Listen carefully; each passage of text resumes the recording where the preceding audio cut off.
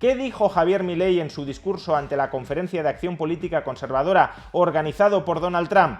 Modificó, moduló su discurso liberal libertario para convertirlo en un discurso nacionalista y populista compatible con el trumpismo, o más bien se mantuvo firme en sus ideas liberales libertarias.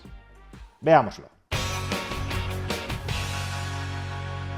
Dentro del movimiento liberal español, hispanoamericano y global existe un debate sobre si Javier Milei es en realidad un político y un economista libertario o en realidad es un trumpista, derechista, nacionalista disfrazado de liberal que en el fondo tiene una agenda autoritaria y liberticida. La duda hasta cierto punto puede ser razonable, dado que Javier Milei, por un lado, defiende ideas claramente liberales, como la libertad individual, la propiedad privada, el respeto irrestricto al proyecto de vida del prójimo, pero por otro lado gusta aliarse, relacionarse, identificarse con políticos como Donald Trump o Viktor Orbán. Personalmente ya expliqué en un vídeo anterior cuál era mi hipótesis. Javier Milei sí es un economista y un político libertario, él mismo se define como el primer presidente libertario, liberal libertario de la historia de la humanidad, pero aún así, en las alianzas geopolíticas globales, ha priorizado una alianza con el populismo nacionalista de derechas, Trump, Orbán, Vox en España, etc., en contra de un enemigo común que considera que es mucho más peligroso en estos momentos, que es la izquierda en sus distintas variantes, el socialismo, el wokismo, etc. Esta alianza nos podrá parecer errónea, equivocada, mal orientada, perjudicial en el largo plazo, a mí desde luego no me gusta, pero que tejas alianzas contra un enemigo común no te convierte automáticamente en aquello con lo que te has aliado. Por buscar un caso extremo, durante la Segunda Guerra Mundial, Estados Unidos se alía con la Unión Soviética en contra del nazismo. Después, eso sí, de que el nazismo se aliara con la Unión Soviética para repartirse Polonia. Pero en cualquier caso, avanzada la Segunda Guerra Mundial, Estados Unidos y Reino Unido se alían con la Unión Soviética en contra de la Alemania nazi. Eso no convertía ni a Estados Unidos ni a Reino Unido en países comunistas, ni a la URSS la convertía en un país capitalista. Simplemente se aliaron contra un enemigo común. Solo el tiempo nos dirá si Javier Milei es un liberal libertario que teje alianzas, hasta cierto punto contra natura, con populistas de derechas en contra de la izquierda, o si en realidad es un populista de derechas nacionalista liberticida que adopta el discurso liberal para atraer a incautos simpatizantes liberales libertarios, pero en realidad es uno más dentro de la alianza global Trump, Orbán, Bolsonaro, Vox, etc. Sin embargo, y pese a que solo el tiempo nos lo dirá, el día de ayer sí era un día importante para comprobar hasta qué punto una de estas dos conjeturas tiene razón. Ayer Javier Milei participó en la Conferencia de Acción Política Conservadora que organiza Donald Trump, y después de abrazarse acarameladamente con Donald Trump, dio una conferencia ante todo un público trumpista, es decir, ante un público que compra gran parte del discurso populista, nacionalista y en muchos aspectos, por ejemplo el comercial, también antimercado. De manera que era un día importante para comprobar si Javier Milei adaptaba, mimetizaba su discurso tradicionalmente liberal libertario a las necesidades, a las preferencias de ese público que en gran medida no era ni liberal ni libertario. Porque si lo hubiese hecho, si Javier Milei hubiese acudido a ese foro a soltar una soflama nacionalista, proteccionista, colectivista, antimercado, pues entonces quedaría muy claro que Javier Milei es un hipócrita, que cuando está con liberales habla el lenguaje liberal libertario y cuando está con nacionalistas proteccionistas se adapta y habla el lenguaje nacionalista y proteccionista. Pero afortunadamente no fue así. Su discurso ante la Conferencia de Acción Política Conservadora fue un discurso exquisitamente liberal libertario, un discurso que desarrollaba y ampliaba los puntos clave de su alocución ante el foro de Davos. Y en muchos aspectos, como voy a ir indicando a continuación, fue un discurso que ataca ciertos valores nucleares del credo trumpista. Antes de empezar a analizar el discurso de Javier Milei, simplemente un detalle técnico. Cuando cuelgue fragmentos del discurso de Milei ante la Conferencia de Acción Política Conservadora, observaréis muchos cortes. Esto se debe fundamentalmente a que durante la conferencia Javier Milei decía 4 palabras y automáticamente se traducían en inglés, dejando Javier Milei de hablar en español. En los fragmentos siguientes he optado por eliminar el momento en el que se traducen sus palabras al inglés para agilizarlo, y eso en algunos momentos hace que parezca que hay saltos en el discurso de Javier Milei, pero en realidad lo que observaréis en general son fragmentos continuos de su discurso. Pues bien, empezamos. Lo primero que hace Javier Milei es acotar el objetivo de su discurso ante la Conferencia de Acción Política Conservadora. Y ese objetivo es desarrollar algunos de los puntos que trató en su discurso de Davos. Concretamente, explicar por qué el estatismo, también llamado dentro de su terminología socialismo, es una amenaza para Occidente. Dado el impacto de la conferencia en Davos, en la que señalé que Occidente está en peligro, dado el avance de las ideas estatistas socialistas, hoy haré foco en los fundamentos técnicos que sostenían dichas apreciaciones políticas en aquella conferencia. Desde su punto de vista, el avance intelectual de las ideas socialistas se debe, en esencia, a 2 factores. Por un lado, la doctrina de los fallos del mercado y, por otro, la idea de justicia social. Y en su conferencia, Javier Milei va desarrollando y criticando cada uno de estos pilares del pensamiento izquierdista moderno. Primero, los fallos de mercado. En este sentido, haré foco sobre cómo la economía neoclásica y su visión de los fallos de mercados son funcionales al avance del socialismo.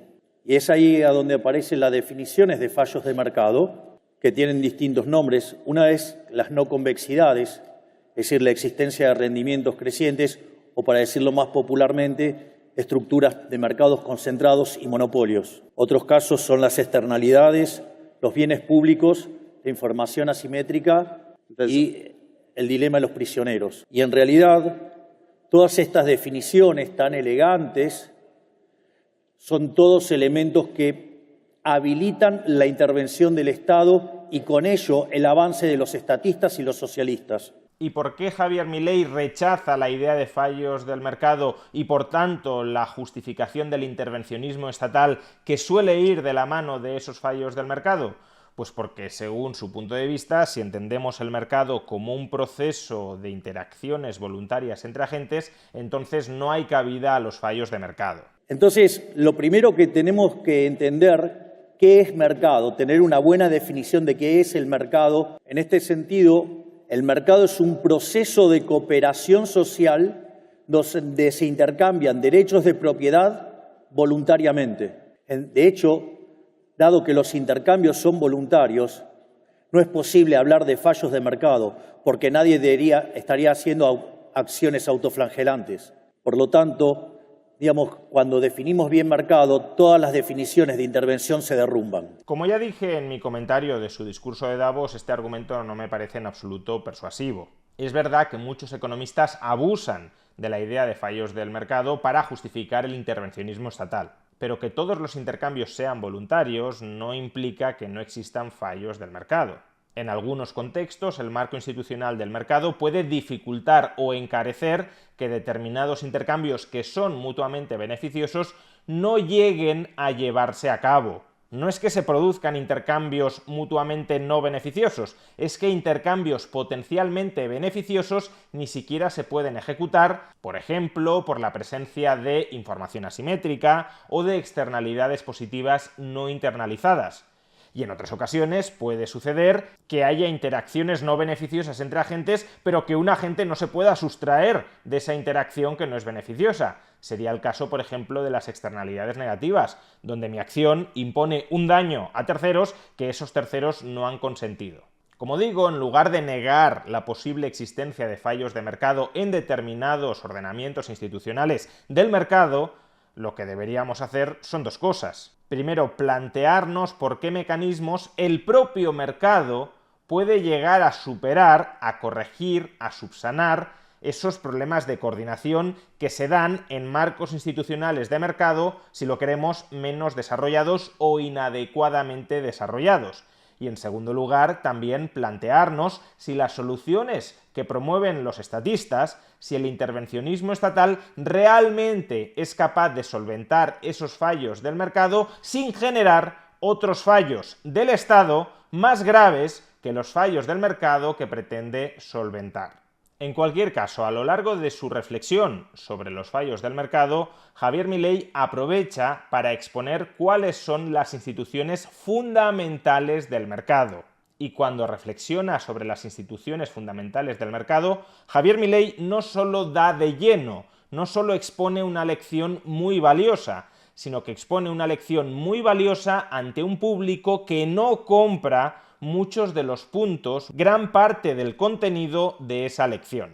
Primer pilar de una economía de mercado, la propiedad privada. Por otra parte, también es muy importante tener claro cuáles son las instituciones sobre las que se construye la idea del mercado. Dos instituciones muy importantes son la propiedad privada y los mercados libres de intervención estatal. ¿Y por qué es importante la propiedad privada? Porque los intercambios de propiedad privada generan precios y los precios permiten el cálculo económico. Y sin cálculo económico no hay ninguna distribución racional de los recursos que sea posible. Ni en economías socialistas de planificación plenamente centralizada, ni tampoco en economías de mercado intervenidas. En este sentido, cuando se hace un intercambio y alguien entrega un bien a cambio de dinero, eso fija un registro histórico llamado precio. Y ese registro histórico denominado precios es un mecanismo de transmisión de información que además se transforma en un mecanismo de coordinación porque hace que algunas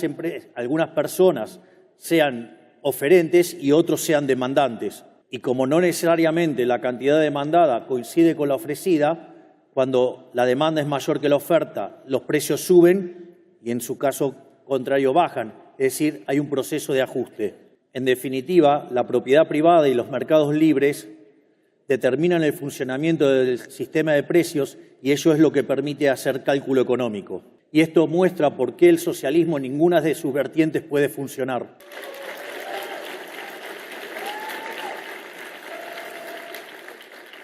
En el caso más extremo, porque no hay propiedad privada, por lo tanto, no se puede hacer los intercambios que requiere el mercado. Y en segundo lugar, las versiones más light que permiten la existencia del sector privado, la intromisión del Estado mete ruido en el sistema de precios. Y cuanto más Estado hay, más violencia hay, más distorsión hay y peor funciona el sistema.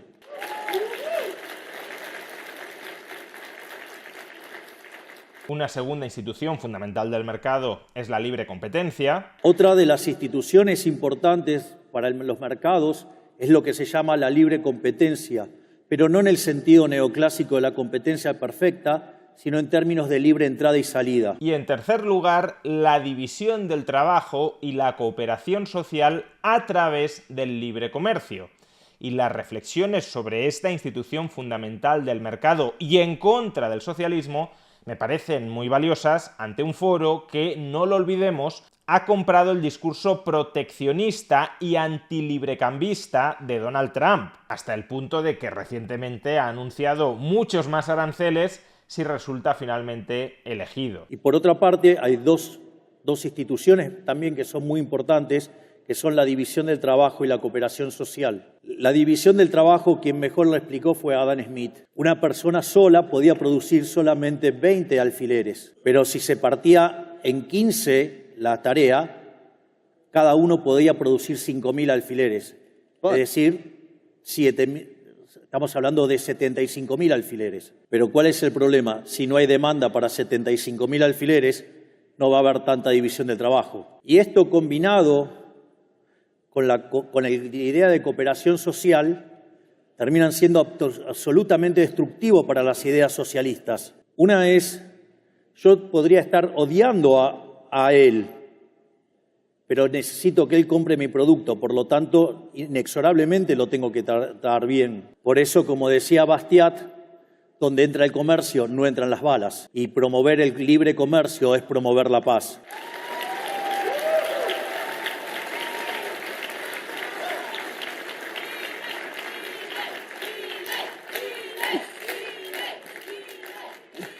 Que un público trampista aplauda un discurso pro libre comercio me parece un avance, no un retroceso.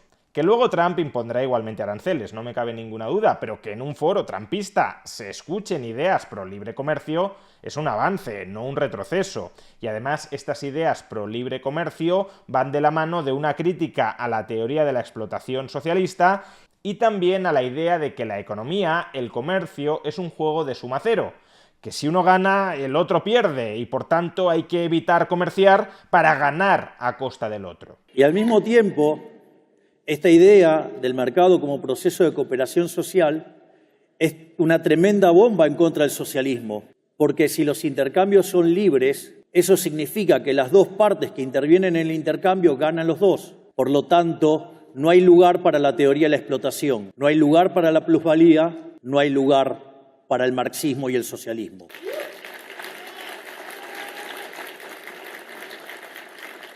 De hecho, la idea del mercado como proceso de descubrimiento implica que no hay una torta para repartir, sino que esa torta se va creando cuando se va produciendo. Y la conclusión lógica de todo ello es que aquellas personas que actúan a través del mercado, sobre todo de manera paradigmática los empresarios, son los grandes benefactores sociales, los grandes protagonistas del proceso social, no el político como jefe de la tribu, como hombre poderoso, que es la imagen que en muchos sentidos quiere transmitir Donald Trump, sino el empresario. Al mismo tiempo, es importante señalar que en la lógica del mercado, un empresario exitoso es un benefactor social, porque en el capitalismo de libre empresa solamente es posible ser exitoso sirviendo al prójimo con bienes de mejor calidad a un mejor precio. Y si ese empresario no lo está haciendo bien, podrá aparecer otro que pueda brindar el mismo bien a un mejor precio o el mismo precio, mejor calidad, y eso va a llevar a la quiebra a los ineficientes y va a potenciar el bienestar.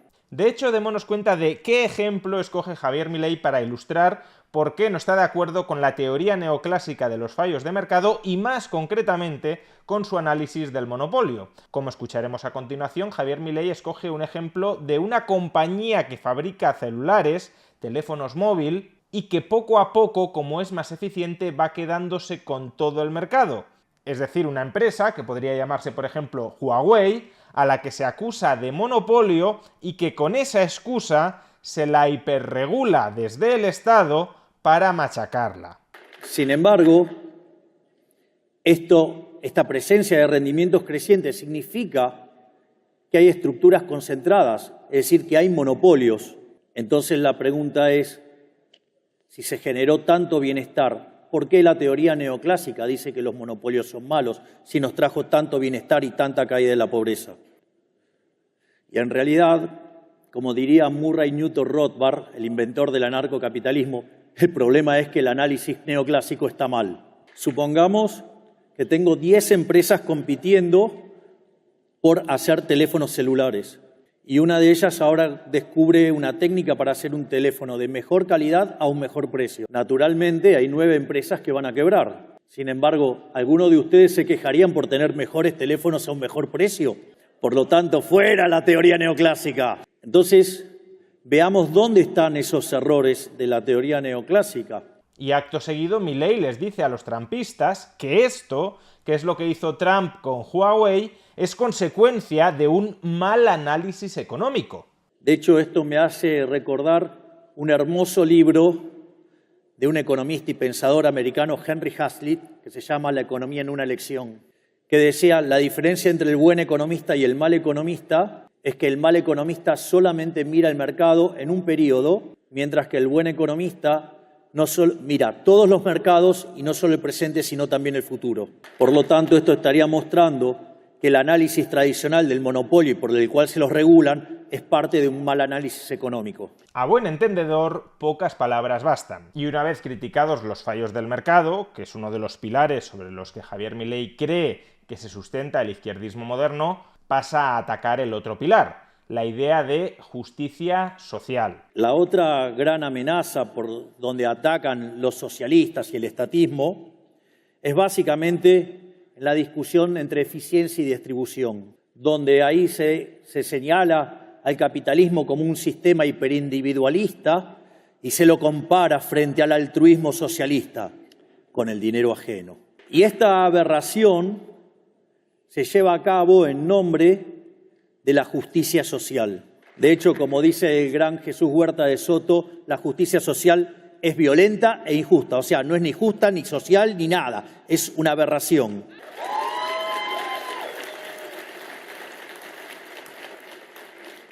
En primer lugar, es injusta porque implica un trato desigual frente a la ley. Y la redistribución que implica la justicia social es robarle a uno para darle a otro, lo cual hace que la justicia social, además de violenta, sea injusta. Y junto a esta crítica a la justicia social, también ataca la idea de democracia ilimitada, es decir, de democracia omnipotente sobre los individuos. Dice Javier Milei que la democracia originalmente surge para proteger a la menor minoría posible, que es el individuo. Pero las democracias modernas entronizan la voluntad colectiva por encima de los derechos del individuo, y en tal caso se terminan convirtiendo en tiranías mayoritarias. En el mismo sentido, esto se agrava con la idea de la democracia ilimitada. Es decir, la democracia originalmente fue diseñada para respetar el derecho de la más pequeña de las minorías, el individuo. Pero cuando ingresan las ideas socialistas e ingresa la idea de la democracia ilimitada, aparece el populismo, que dice que hay que sacarle a los ricos para darle a los pobres. No solo Venezuela, Argentina y todo el populismo latinoamericano. Y cuando eso ocurre, se destruyen los beneficios y se destruye también el crecimiento económico. Si lo quieren en términos prácticos, Argentina es un país que produce alimentos para más de 400 millones de seres humanos, y la presión sobre el sector productor de fiscal sobre el sector productor de alimentos es del 70%. Es decir, que el Estado se queda con el alimento de 280 millones de seres humanos. A pesar de ello, hay 5 millones de argentinos que no les alcanza para comer gracias al maldito Estado. Hasta aquí el discurso de Javier Milei, acertado o equivocado. Yo ha habido algunos puntos que, como ya os he comentado, no comparto, creo que son una equivocación, pero en cualquier caso el discurso de Javier Milei es totalmente coherente con el pensamiento liberal-libertario. El único guiño conservador que se permite hacer Javier Milei durante su discurso es un guiño conservador que no es necesariamente antiliberal, es un guiño a una postura donde las ideas liberales pueden enlazar con las ideas conservadoras, que es en la tradicional, porque no es ni mucho menos la primera vez que lo dice, en la tradicional crítica de Javier Milei al aborto.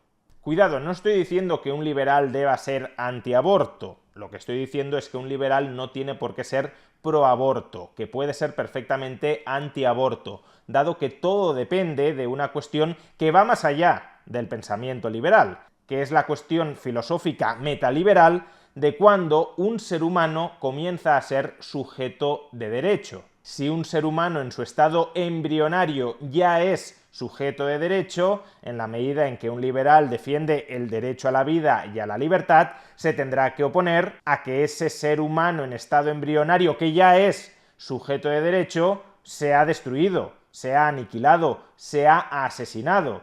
En cambio, si un liberal considera que un ser humano comienza a ser sujeto de derecho más adelante, será a partir de ese punto posterior cuando ese ser humano empiece a tener derecho a la vida y por tanto no se le pueda agredir. Como digo, se trata de un debate que en gran medida va más allá del pensamiento liberal y donde el pensamiento liberal ha de complementarse con otros enfoques científicos, biológicos, antropológicos, filosóficos, etc. En cualquier caso, la postura liberal coherente de Javier Milei es contraria al derecho al aborto y vincula toda la promoción de la agenda abortista desde el Estado durante las últimas décadas a la confluencia del estancamiento económico derivado de la hiperregulación de la economía con el pensamiento neomalthusiano. Naturalmente, cuando uno regula los monopolios, regula las empresas, bloquea los procesos competitivos y al mismo tiempo introduce el concepto de la justicia social,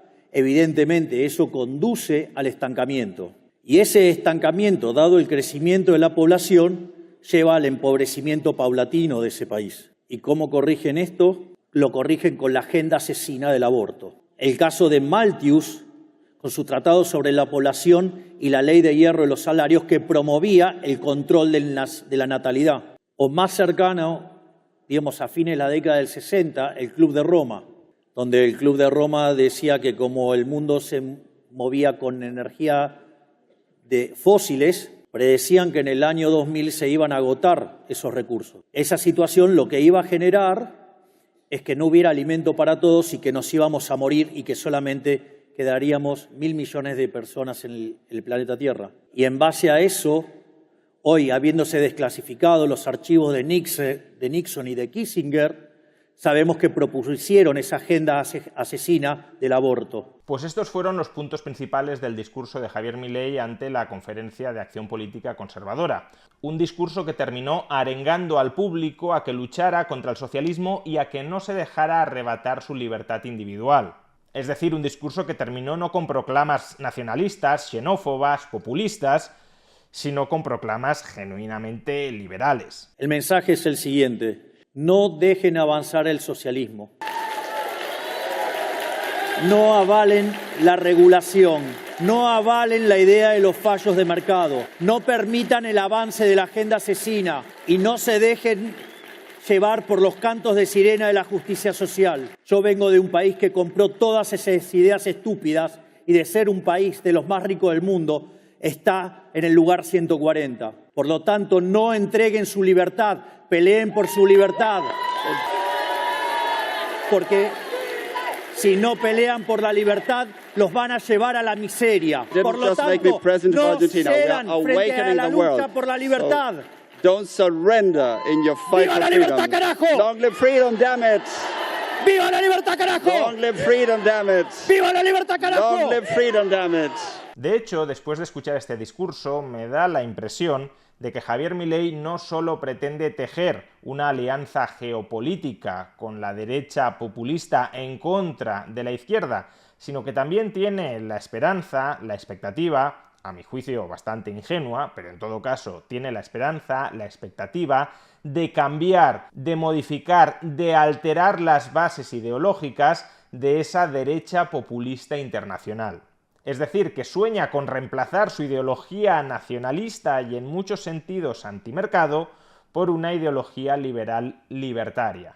¿Por qué digo esto? Pues fijémonos en el mensaje que Jesús Huerta de Soto le ha enviado a Javier Milei felicitándolo por su discurso ante la Conferencia de Acción Política Conservadora y que Javier Milei ha compartido en sus redes sociales de manera aprobatoria. De nuevo, el presidente Milei imparte toda una magistral lección de ciencia económica en su discurso ante la Conferencia de Acción Política Conservadora, demostrando que el estatismo y la democracia ilimitada se basan en la manipulación, la demagogia y el populismo. Emociona escuchar cómo se aprovecha este foro para, citando continuamente a Hayek, Kirchner, Hazlitt, Bastiat e inmerecidamente a un servidor, enseñar la verdadera economía no solo a sus participantes, sino sobre todo y especialmente a políticos que como Trump, Bolsonaro o Abascal tanto necesitan aprender economía del presidente Milei para eliminar los errores y contradicciones en los que todavía caen y ponerles en la senda correcta del liderazgo mundial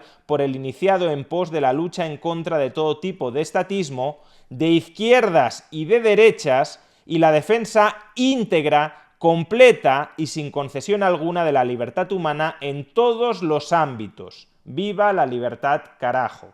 Este es el mensaje que Huerta de Soto, el maestro de Javier Milei, le envía a Javier Milei y que Javier Milei comparte en sus redes sociales. Por tanto, escuchando este discurso, que más bien, efectivamente, era una clase de economía donde se pretendía aleccionar a un público que no compra gran parte de estos mensajes, y luego leyendo el mensaje de Jesús Huerta de Soto que comparte aprobatoriamente Javier Milei, me da la sensación, como digo, de que Milei tiene la esperanza de poder modificar, de poder alterar, de poder transformar los fundamentos de la derecha internacional que hoy son el nacionalismo y el populismo y que Milei aspiraría, desde mi punto de vista muy ingenuamente, a reemplazarlos por el liberalismo libertario.